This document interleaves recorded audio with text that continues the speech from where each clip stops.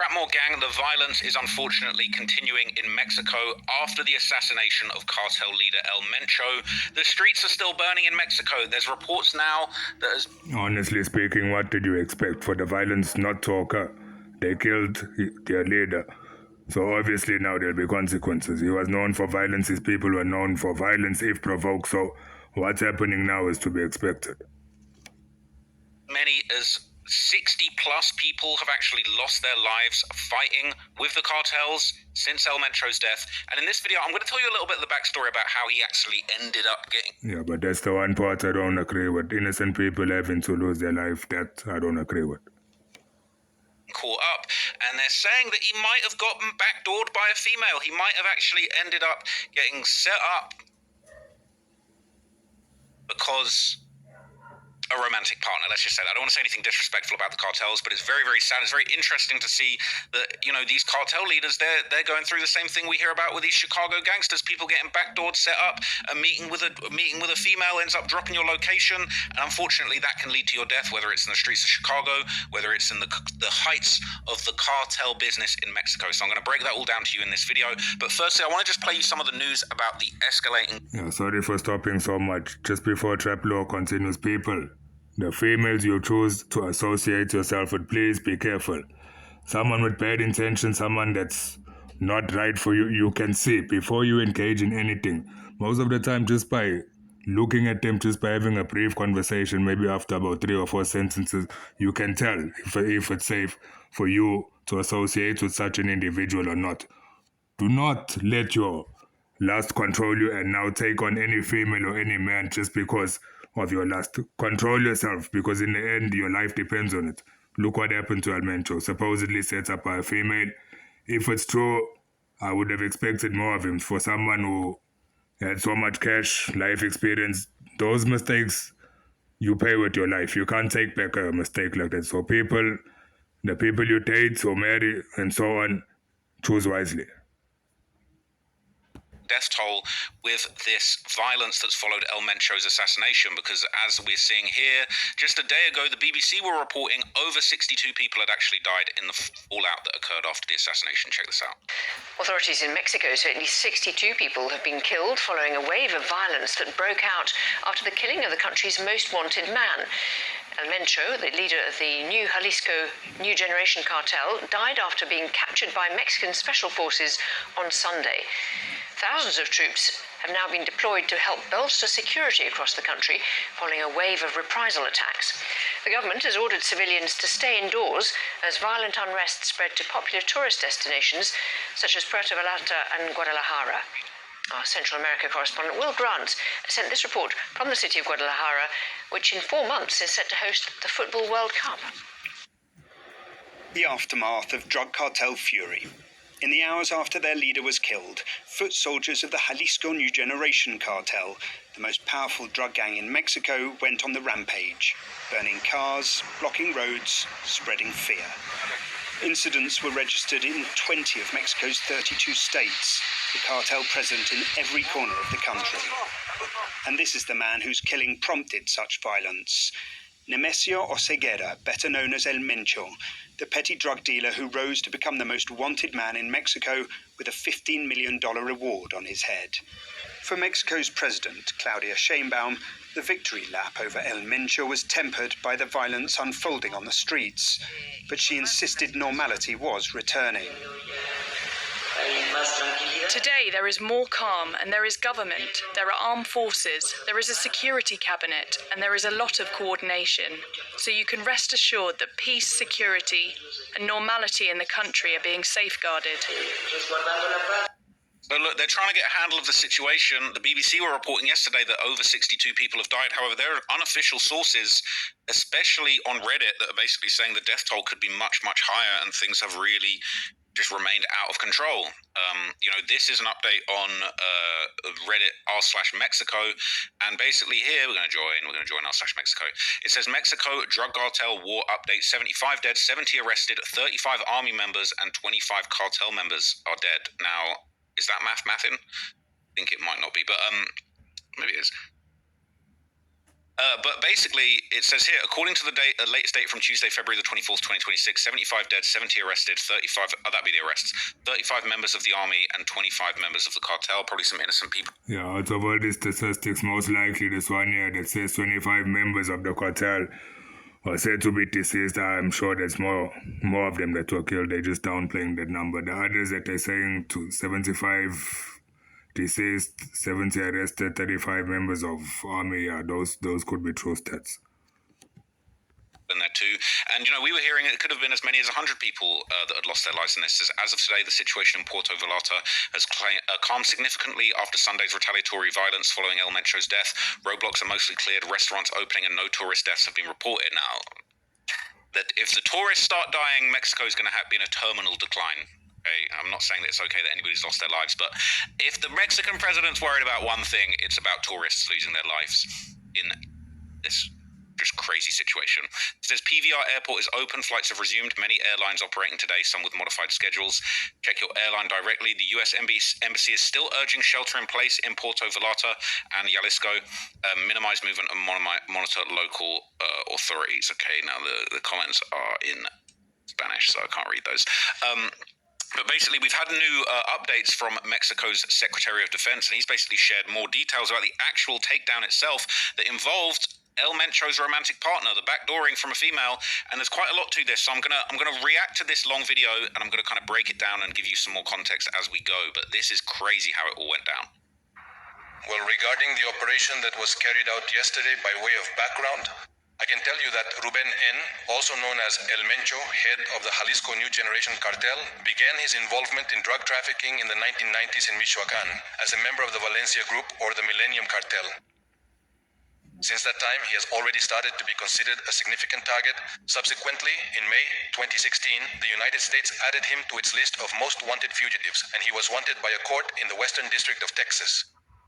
So bear in mind, right, this guy really rose up the ranks from the cartel from, as they said in that BBC report, a petty drug dealer to becoming literally the head of one of the most powerful and feared, if not the most feared, cartel in the whole country. We've talked previously about how the Sinaloa cartel made... There's no petty drug dealer. There's still systems and structures that go into the whole operation. But I understand what you're saying. It was a little bit more about their business, and El Mencho's crew were, I spoke about it in a previous video, they were engaging in acts of cannibalism, they were completely militarized, they're probably the most fearsome group in the country. And the fact that he came from nothing, from humble beginnings to the very top, is impressive. But as he said, he was getting warrants issued for him in Texas, they were moving drugs through America, he was on the radar of the Americans, and unfortunately, that's when you really are running out of time. When the Americans lock in on you, there's not really too much to be said after that. It's really a matter of when, not if. In August 2018, the Attorney General's office offered a reward of 30 million pesos for information leading to the capture of El Mencho. In December 2024, the United States government offered $15 million for information leading to the capture of this individual. With Central Military Intelligence and additional information from the institutions of the Security Cabinet, as well as from United States institutions, the Secretariat of National Defense tracked El Mencho's network of connections until the conditions were right to plan an operation for his arrest. As you all know very well, the intelligence process is very complicated and requires a lot of time. It requires gathering a great deal of information, many data points, and numerous clues from various sources, both national and international. Mexico has agreements, even with other countries and organizations such as Interpol and Europol, among others. We, as the armed forces, have greatly strengthened our relationship with the United States Northern Command, and that exchange of information is extremely important. On February 20th, through Central Military Intelligence Operations, a trusted associate of one of Mencho's romantic partners was located, who transported her to a facility in the town of Tapalpa, Jalisco. So, basically, they located a trusted confidant of El Mencho's, and it was connected to the partner. I want to play that again, right? A trusted one of basically a trusted associates of one of his romantic partners was connected to him. Now, once they get your location, once the Americans get onto you, doesn't matter whether it's a woman, but it just goes to show you how human these guys are. Yeah, he's the biggest, baddest cartel leader in the world. They're engaging in acts of cannibalism. They're a fully militarized force that are shooting down Mexican military helicopters. I'm not trying to disrespect. The guy's got a nut, you know. The guy's got to have his romantic partners, and unfortunately, these interpersonal relationships, like any normal person would have, you know, it doesn't matter if you're a cartel leader or the average person.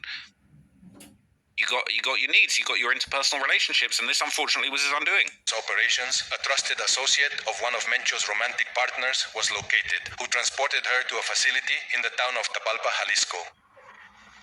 At that location, this romantic partner met with Mencho, and on February 21st, she left the property and information was obtained that Mencho,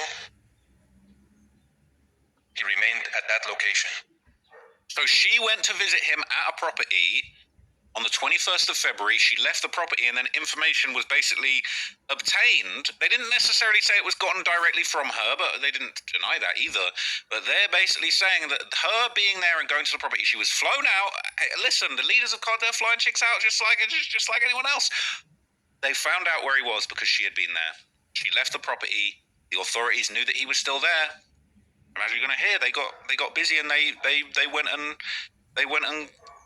did what they had to do. But it's kind of humbling to realize that, you know, it's something this simple as him meeting up with they said romantic partner. We don't know if it's his wife, girlfriend. I don't know what El Metro had going on. Okay, they were engaging in acts of cannibalism, so he could have had all sorts of crazy shit going on. But that was his undoing. It's crazy. He remained at that location.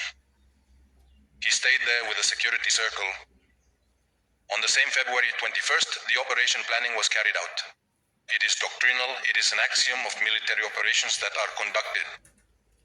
For those carried out by the armed forces around the world, the one who executes the operation must be the one to plan it.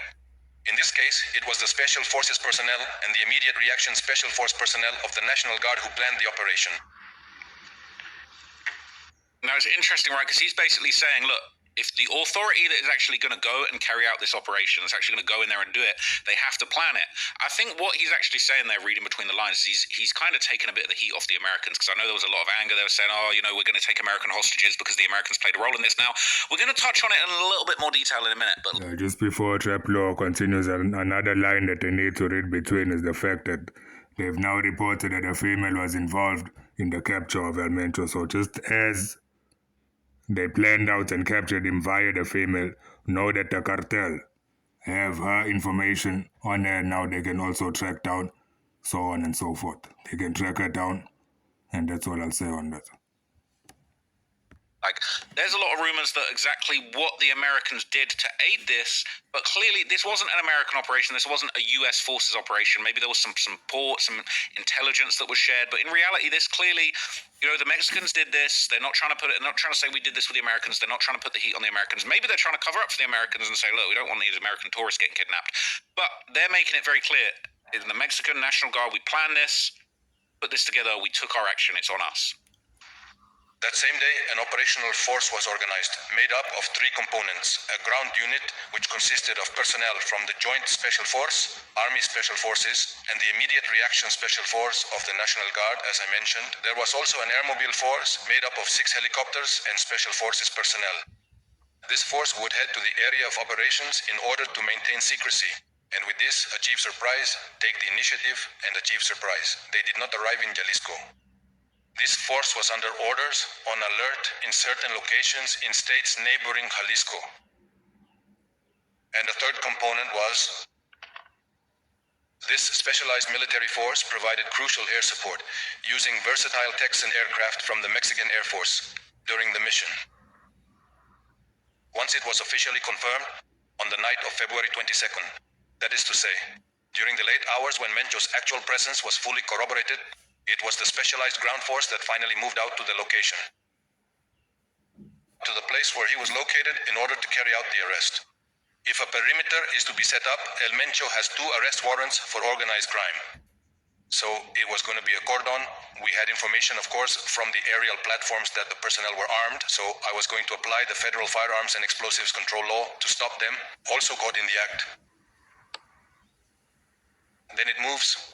At this point, the security personnel working for Mencho opened fire directly on the military personnel, who were stationed. So essentially, their plan was to apply legislation in order to stop El Mencho securities from shooting at them. And then afterwards he says that the security team allegedly started shooting at him. One thing these people need to know, or they need to know, that the listeners know, that the police force and the army, when they came, most likely they outnumbered El Mencho's security. Big time. So for El Mencho security to supposedly start shooting at the law enforcement and police, that story is a bit suspect. Who's going to try shoot or outshoot? Say, for example, there's 10 of your security team, or maybe there's about 30. You want to try take on 300 people. So that story of them saying that El Mencho's security people started firing at them, that's a suspect story. What could have even happened is that their whole intention from the start of the operation was to indeed go there and do what they did. Now they want to come with a cover story and say, no, the security team started shooting at them. People need to read between the lines. That's a thing that's happened there, a common thing that's happening there, but also all over the world. That's what they're doing now. They say the suspect opened fire. Meantime, most of the time that was their plan, to assassinate them. And at the scene. After the confrontation, Mencho leaves the scene, leaving behind a group equipped with a large Yeah, but as I say, what I'm saying is alleged. It's not been proven. It's hypothetical. I'm most likely wrong in what I'm saying. amount of high-caliber weaponry. It was truly a brutal and violent attack, systematically carried out by both organized crime personnel and the elite Special Forces military personnel. Despite the intensity of the assault, they successfully repelled the action. So he's saying that while this was going on, they tried to build a cordon. They knew that all of these militarized forces that El Mencho had, they're not supposed to have those weapons. They were ready to enact law on them to basically, take them into custody, take them down for all the weaponry that they have they shouldn't have. And he's saying that basically they went to war with the actual Mexican military while El Mencho tried to give them the slip and, escape out the back door that had been opened, essentially. And they're saying, no, that didn't work out. They ended up repelling the militarized cartel, and then they kept on chasing El Mencho. They died there. In total, 8 criminals. Yesterday it was reported that there had been 4, because that was the preliminary information we had at the time. As you well know, after the operations are finished, the entire area is then inspected, and 4 more bodies were found. So they killed 8 people of El Mencho's forces, which arguably is... that is quite a lot of people, but at the same time, the way that they were going around militarized, it makes you wonder how many troops they actually had to go up against the Mexican army. And there's been times when, as we've heard, El Mencho's cartel had actually shot down Mexican army helicopters, killed army personnel. So the fact that it was only 8 is almost surprising. 7 long guns and 2 rocket launchers were seized. Of the rocket launchers, one was an RPG type and the other a blindicide. That's crazy. So they're actually seizing weapons. They're getting RPGs from them. The same one we talked in a previous video about this cartel was actually shooting down military helicopters. They were ready. They had RPGs ready. And it's lucky that the air forces that were involved in this strike weren't shot down. The RPG is a Russian rocket launcher, which, by the way, was the one used in 2015 to bring down an Air Force helicopter in the area of Outland de Navarro, specifically during an operation that had been set up to capture this criminal, was brought down.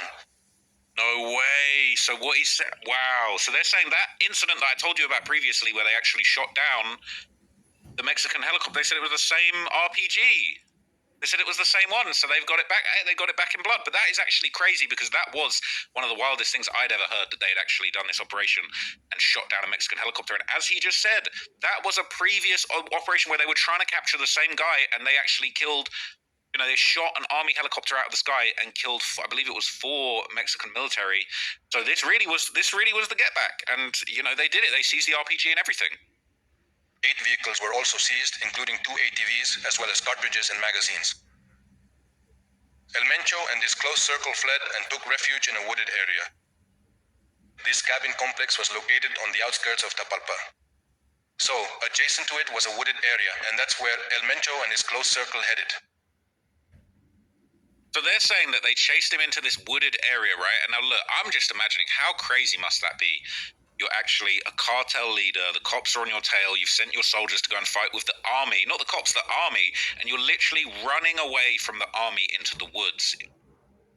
I can't imagine, that is insane. Obviously he knew they were onto him for decades, but just imagine what's going through your head at that point of just is this really it? The army are onto me. You got a 6-star wanted level at this point. A perimeter is established and they are pursued. The Special Forces operatives eventually locate him hiding deep among the dense undergrowth. They immediately begin to open fire on the Special Forces operatives. They were carrying rocket launchers as well, but due to the pressure from the military action, they didn't use the rocket launchers, fortunately. However, a helicopter from an airmobile force was hit. This helicopter was forced to make an emergency landing at a nearby military facility in Sayula, Jalisco. That's where this helicopter landed. Fortunately, no military personnel were injured in this action. Wow, so they tried to shoot down another military helicopter in this operation.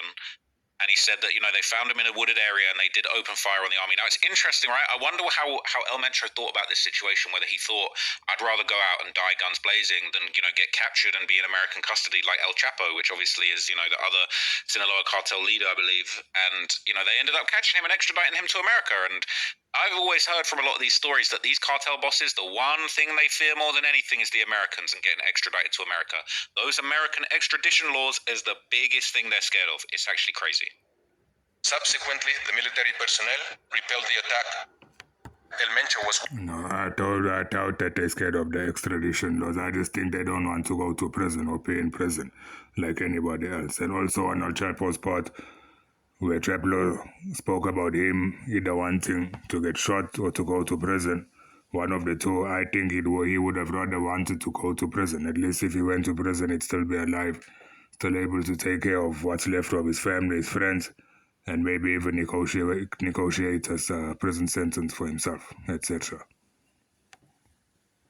Wounded, along with 2 of his bodyguards, and 2 criminals were arrested. More.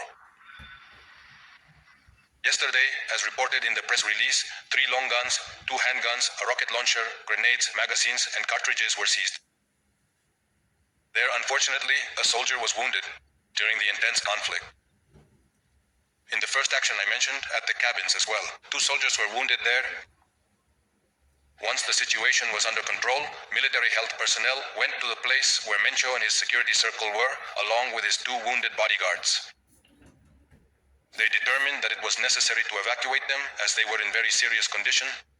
Support from a helicopter is requested so it can land and transport them to a medical facility in Jalisco. Mencho, his 2 bodyguards, and the wounded officer are transported. Unfortunately, he died on the way. So they actually had him in custody and they were trying to save him along with his bodyguards as well as one of their own military personnel that had actually been wounded. You got to give it to them. Trying to save him while they were transporting, meaning trying to save him most likely while they were taking him via helicopter to a medical facility. But there's another strange part of it all. How come he was still alive when they were transporting him? They got him onto an aircraft, and then all of a sudden on the aircraft he dies. So it's either he succumbed to his injuries that he had while still on the ground before being transported, or they could have ended the job while he was on the helicopter. Only the people on that flight know the truth. Right? I don't think El Mencho would have shared the same compassion. I don't think his cartel was sparing anybody. And it's really interesting to hear that, the Mexicans would have actually preferred to keep him alive. They tried their best. They tried to evacuate him. They tried to get him to safety. They had medical personnel on the scene, but he didn't make it. Now, also, it would be revealed by the Secretary of Defense that the U.S. did assist in the operation, even if they were downplaying as if, the Americans didn't plan. It wasn't their operation, but they did confirm the American assistance. And I've heard a few rumors as to exactly how the Americans were involved, and it was pretty crazy. What types of intelligence information did the United States share to facilitate the establishment of this siege and the subsequent arrest of this individual as Haswell? Everything related to the romantic partner, his collaborators, and his close circle, that is through our military intelligence. There was, I insist. So listen to what he said carefully. I'm going to break it down for you more in a minute, right? But they said, what did the Americans provide? How did you get the information? How did you locate him? A lot of the information about the romantic partner, the backdooring, came from the Americans. A lot of very important additional information that the United States gave us, but all of that, once integrated and well analyzed, could give us the exact location. But the first of the romantic partner and his close circle and so on, that is the product of... You see this law enforcement person, whoever he is, whatever his name and surname is, to me, he seems to be talking too much. First, he gave the information that there was a romantic person involved who they tracked, etc. That's how they were able to capture Mencho. And then now also they're saying, supposedly, allegedly, that the USA tracked Mencho via the female that he met with via technology. So he's given information that the female was involved, and he's also given information that allegedly the US was involved. Military intelligence. Yeah. What types of intelligence? Crazy, right? Pretty crazy. So look, I'm scared to even show you this, but I'm just going to keep it real, all right? I did actually see this on the subreddit Palantir Investors, all right? Hey, listen, right? Look, if the evil's going to go on, you might as well profit from it, okay? So you want to invest in Palantir, but the rumor going around, okay, and I've had my stern words for Peter Thiel in a previous video a few days ago. They're saying on Palantir Investors, the Mexican cartel leader El Mencho killed today was assisted by Palantir's Gotham platform that was actually used to provide intelligence by the US-led military task force, the Joint Interagency Task Force to counter the cartels. The newly formed US military-led group that maps out the drug cartels network at the US-Mexico border. This unit specializes in intelligence collection using Palantir's Gotham platform. Gotham, that sounds scary. And it compiled a detailed target package or dossier on El Mencho, which provided the Mexican military and resulted in the raid. He was saying, is this confirmation? So look, I don't know if this is a rumor. I don't know if this is 100% true. This isn't Palantir Investors. But there's been rumors going around that it was Big Peter Thiel, all right, that did the backdooring, right? I'm not going to say what I was about to say. But, you know what I'm saying? They said Palantir be backdooring fools. I couldn't confirm or deny such statements, but you have to do your own research on that. I'll keep it real, like a quick Google search. Other than that Reddit post, I'm not seeing any concrete reporting that Palantir have been involved. Maybe that's something that they want to keep secret, but if it's the case, I can't confirm. It's just that Reddit post, right, on Palantir Investors. Maybe that's just, churning up a little bit of motion for the Palantir stocks, but it is very, very interesting, okay? It is very interesting. Shout out to Palantir, man. They do their thing. I mean, if they did do this, that's crazy. Now, funnily enough, all right, there's another. Apparently, this has been debunked, but I still want to share it with you because it's interesting. But there was a rumor going around that the female that El Mencho ended up getting backdoored by was actually an OF girl, right? So they're saying this is apparently debunked, all right? Apparently, it's not true. Apparently, it's false. You know what I'm saying? Listen, if it was OF or Palantir, all right, these are two titans of industry in the US that just need to be supported, okay? I feel like the OF and Palantir link up might just be the way that we just clean up the streets once and for all, okay? It is what it is. But interestingly enough, okay, during the defense secretary's speech on this situation, he would also speak about where the cartel are actually getting these weapons from, and he did touch on the fact that that RPG that was seized was from Russia. Those guys always causing problems with their weaponry getting into the wrong hand. If you've been a long time supporter of my channel, you'll know that I actually did a video about a gang in London called Moscow 17, and they call themselves Russians because they get a whole bunch of guns that they shouldn't have in England imported from Russia. Apparently, the cartel are on the same business, but interestingly enough, setting aside the RPGs from Russia, ironically, in a crazy turn of self-destruction, he would actually confirm that 80% of the weapons that were seized from the cartels actually are from US origin. So the US giveth and they taketh awayeth. So, you know what I'm saying? They flood in the streets with the guns, and then Palantir's allegedly blowing them up and taking them back. So it's a beautiful circle of life. Mencionado aquí hablando de la estrategia general. I'll just read this since it's not translated. I'll be your translator for this one. How about that? So he says, it's already been mentioned here. Speaking of the strategy general, since the beginning of the administration, 23,000 weapons have been seized. A whole lot of weapons that they've taken. Since the start of those 23,000 weapons, 80% are of US origin. That's quite a lot. It's a bit of a problem. So in this case, the proportion is roughly the same. So they're saying that in the same operation, they received 80% of the weapons from the US. 80% on the guns of Earth are probably from the US. That's what they're saying in the comments.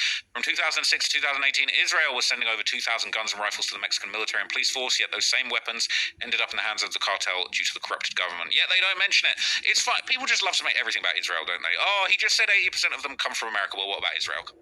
We can dig into that another day, but let's just I don't really care about Israel like that. But anyway, government workers have also been spotted patrolling the streets with heavy artillery. Okay, apparently the government are trying to keep the streets safe in light of all of these crazy things going on. This says, anybody know what firearm this lady is rocking? I believe she works for a prosecutor's office in Mexico, and in the picture she was defending it from the recent cartel attack. Look at this. I mean, that's a crazy weapon. I'm not going to lie, that's a crazy gun. Do you think people are going to know what gun it is? ARX 160 Beretta sort of operates like an AR-18 5.56 Stenangs. Interesting. They're saying that chatter looks pissed, man. I wouldn't want to run into that chatter for sure. Unfortunately, though, apparently, in spite of everything going on, tourists have been looting stores in Mexico. It is still out of control. It's still a mess. And I hope these aren't American tourists, for the love of God, because that would be a bad look. You guys just went and screwed everything up. You palantired the whole country into oblivion, and then you went and looted the stores. But we don't know if these are Americans. Let's hear like these, for these people. No, stop.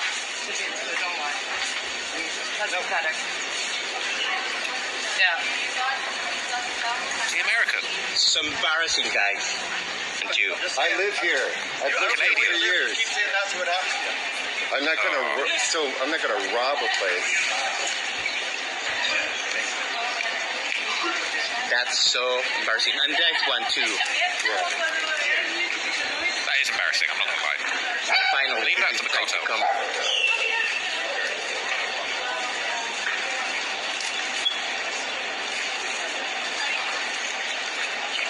Están robando las cosas estos gringos, güey. No, están robando las cosas. Lo estoy exhibiendo. Gracias.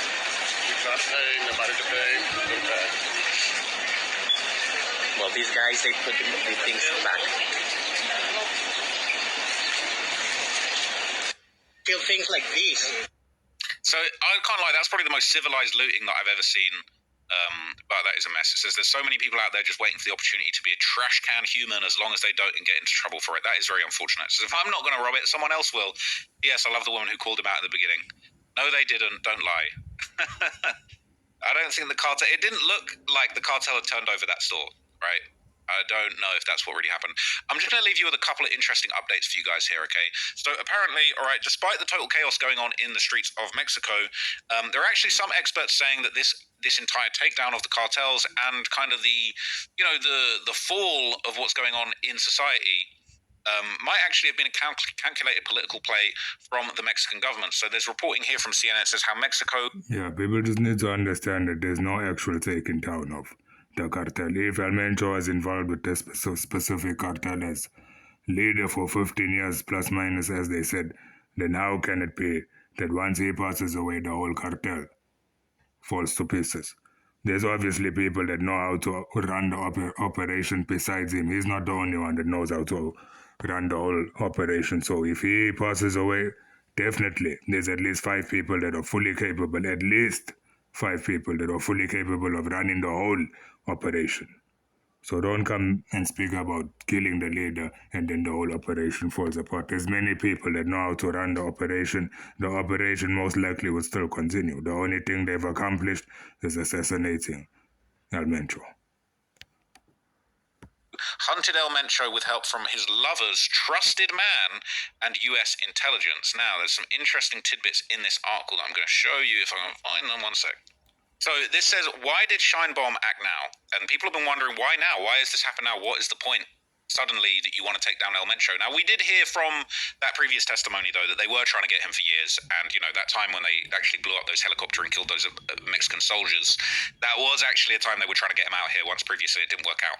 They're saying this operation comes at a consequential time for Mexico. With Trump threatening cross-border intervention, Scheinbaum will have been keen to show that she's clamping down on the hard drug gangs. However, it also represents a calculated risk. Given the proximity of the World Cup to the cartel-fueled violence the drug lord's death has unleashed, Guadalajara will be hosting matches this summer in what's expected to be an economic boon for the state of Jalisco, and Scheinbaum will no doubt be wary of scaring off would-be tourists. So it's ironic because it kind of scares tourists in the sense that the cartels are literally burning the city to the ground, but also you're taking away their control. Now, I wonder if America also wants to kind of help with this, the World Games of the World Cup, because the World World Cup, I believe, is playing in America, not North America. It's a whole bunch of countries, I believe. Maybe it's North America. Maybe that's the way it works. But it's like, I believe it's Mexico, Canada, the United States. There's a bunch of different cities that are getting games in the World Cup. They definitely don't want cartel business going on, okay? And unfortunately, those cartels might have just blown a good money-making opportunity if they'd have kept their heads down. But anyway, so there may be the opportunity to capture Oseguera, the man who the US have classified as a specially designated global terrorist with $50 million bounty on his head, was simply too good to pass up. It seems to me that the Mexican state made a calculation where the numbers worked out in its favor.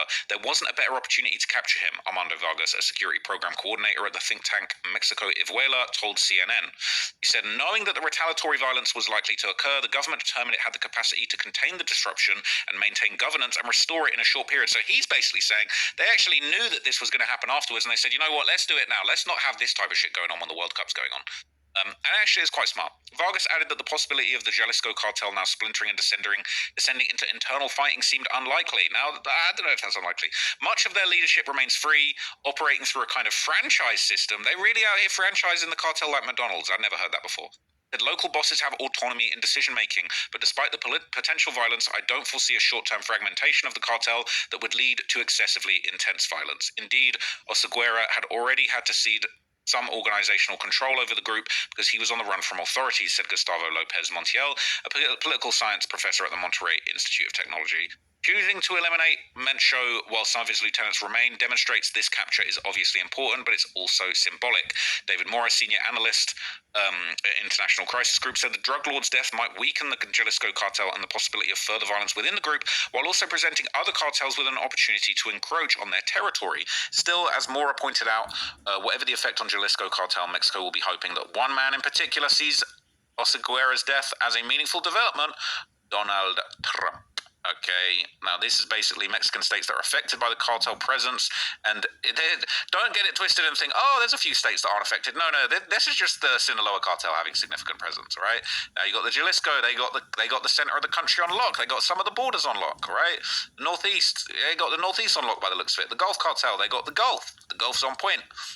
The new Michoacan family, they're doing their thing. And then United Cartel, don't get me the cartels unite, we got a big problem, okay? But that is crazy, all right? CJNG have definitely got their area on lock. I wonder what's going on in Morelos that they couldn't quite lock in. But anyway, that's not for me to say, okay? A couple more things that I want to show you before I wrap this up. Now, they're saying, in spite of what I just showed you in that article where they're saying, oh, the leadership's fragmented, all that kind of thing, so this is going around, ironically, from Atlantology. They're saying Mexican army with a huge dagger in overtime. The Mexican army has apparently killed the CJNG cartel's second-in-command who orchestrated yesterday's attacks. So they're saying, Insider Wire is saying that actually there was get back. All of the chaos that was pushed by the second-in-command in the cartel, they've taken him out too. That's what they're saying as well, okay? And basically, people are saying, hey, no, this is Atlantology, so let's take this with a pinch of salt, all right? They're saying, ain't no way the Mexican army is now making all these eliminations all of a sudden after not doing anything for years. Something stinks. People are saying it's all about the World Cup. Everybody's trying to get the World Cup sorted, right? We don't want to have, I mean, a lot of crazy stuff going on in America that might make people not want to travel for the World Cup, but okay, this is definitely probably needed. But apparently people are saying his second in command is still alive. It's still his stepson, LO3, never died. It's in his close friend died, who was also a big operator. Word on the street, right? It's not even word on the street. Everyone claims, just like they mentioned Menchito being gone, LO3 is of Valencia, the same family that funded CJNG from the start and Mencho married into. Whole reason he's LO3, while Menchito is Mencho's son, who's in prison for life, was LO2. Interesting. Okay. Now, last thing I want to show you, there have been videos of El Mencho's body going around, which I won't show you. There's been videos and pictures of, the aftermath of some of these cartel attacks. I can't show you those here, but what is really interesting is basically what was found in his apartment. There was photos that were going around of the apartment that he left behind. There was drugs and pills and food locked away. Okay, apparently he's got drugs there that were basically to combat the stress of consuming stimulants like cocaine and meth. He might have been getting high on his own supply. He was saying it was well documented he had kidney and liver failure. I hope this raid wasn't because they traced a shipment of peptides to him from China. Right, this is in the biohacker subreddit, so I guess he got the peptides on deck. He probably looks maxing like clavicular in that. So this is another video that's going around. They're saying apparently this is the house where El Mencho lived, and he was definitely living pretty good. But this was apparently $1 billion cartel. I'm not going to lie. I'm not trying to be too high and mighty. It looks like... What Traplo just said now, this is the house that El Mencho was living in, and obviously he was living pretty good. This is a basic house, especially for somebody with that amount of money. He was definitely living below his means. Look at the house, look at the structure itself. It looks like a normal individuals could be looking this. So don't even come and tell me he was living pretty good. He was living below his means. Like a decent Airbnb vacation spot, but I'm thinking you $1 billion brand. Like I was thinking it would have been a bigger compound, but then again, he obviously has to move around a lot. Maybe this is just where he was resting his head at the time. But you know, the place has clearly been turned over. I don't know whether they raided this specific property. It did look like a little bit of a mess. But maybe that's how he was living, you know. But again, I think seeing stuff like this and hearing that he was backdoored by a woman, it just goes to show you like the common humanity of this situation. You know, No, he was definitely not living in a mess. Most likely what happened there is when they came, they started opening fire, raiding, etc. That's the aftermath of them having come, raided, searched, damaged property, moved everything all over, upset the whole house. Now they want to come and say that's how he was living. There's no way that a cartel leader is living like that. He definitely had a clean house, people coming to clean, so on, etc. So don't come tell me that's how he lived. from place to place. I think when I see this video earlier, there was a bunch of like fresh fruit in the kitchen. He's got to, El Mencho's got to eat. The boss of the cartel's got to eat. You know, he's got to fly his girl out. He's got to get his peptides in. Probably get a little workout. You know, he's just living a normal life. It's definitely a nice property, but it's not the type of $1 billion enterprise property. I'm thinking Peter Thiel lives in a better spot than this for sure. But you know, it's decent. It's decent. I don't know. I remember seeing in Narcos like how Pablo Escobar was living. I mean, he had his own mansion inside the jail cell. So, you know, it's definitely different. But I don't know. It's just fascinating to see. What was left behind. You know, as a snapshot of the life that he was living. Probably did have to travel a lot. Was probably spent a lot of time on the run, trying to stay out the way. But it is spooky to see, and it's definitely a nice property. It's a modern property. He was saying I expected nicer for how rich he must have been. That's true. People saying he probably moved between properties so often. There's no point in building one big nice one. People saying it's not like in the 80s with Pablo Escobar at the beginning and mid of his career. He built up Hacienda Napoles and even had a zoo, a water park, and a bull ring there. Back then, the narcos were trying to do their business quietly, bribing or blackmailing local and government officials and offing them only when they really had to. Silver or lead. That's quite a cool phrase. Back then, there were no cartels sporting mini-armies, driving around in armoured pickups with machine guns going against the army. They understood there was little to gain by going against the government, and only when the government changed their attitude towards the cartel, the gloves were off. Now it's a free-for-all, the cartel against cartel, cartel against government. As a result, cartel bosses now are like leaders of terror organizations like Al-Qaeda or Al-Shabaab, and they don't stay in one place long. Apparently, they move every 3 to 5 days. That's no way to live, man. That's no way to... It's crazy. People saying what's insane about this. The irony of owning so many Jesus and Maria figures, that's really interesting, right? With a lot of religious people, it's performative. It's really, really interesting, right? As someone from outside America that's living in a deeply religious country, I've noticed a few common trends. People born in the faith rarely actually practice it and use loopholes to make as less effort as possible to practice it. Criminals always suddenly find God the moment they get caught, and violent people often treat prayer like a get-out-of-jail-free card, assuming God's forgiveness wipes away their violent actions against other. It is really interesting. So look, I'm not surprised to be hearing that this is some of the way that it went down, but it is really, really interesting to just know how exactly they caught El Mencho. Now, I do think that there's going to be power struggles within the organizations, within the cartels. I don't know if I believe that they're running a franchise-style operation, but if they are, that's really interesting. I'd like to learn more about it. Let me know what you guys thought of this, man. I'll be back with some more updates. I might hit you with a Bill Gates or an Epstein topic before I wrap it up and go to bed. But yeah, it's been a pretty crazy couple days. Man, they're definitely trying to clean up for the World Cup. That's all I can say. But look, I'll catch you.